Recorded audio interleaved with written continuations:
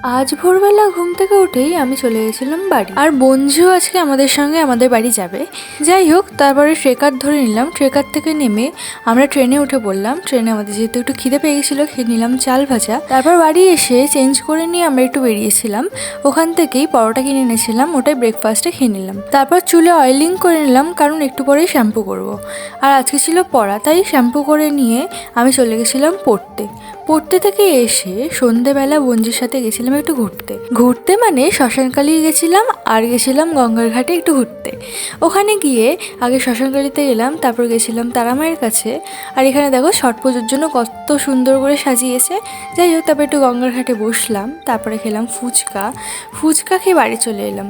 তারপর আমার পড়ার ছিল, তো একটু পড়তে বসে নিলাম। পড়া হয়ে যাওয়ার পর আমরা গেছিলাম ছট পুজোর নিমন্ত্রণে। এই যে কাকিমাটাকে দেখছো, এদের বাড়িতেই গেছিলাম। তারপর আমরা খেতে বসে পড়েছিলাম। খাওয়া হয়ে যাওয়ার পর আমরা চলে গেছিলাম বাড়ি। তো আজকে ভিডিওটা এখানেই শেষ করছি। ভালো লাগলে লাইক করে দিও। আজকের মতো টাটা।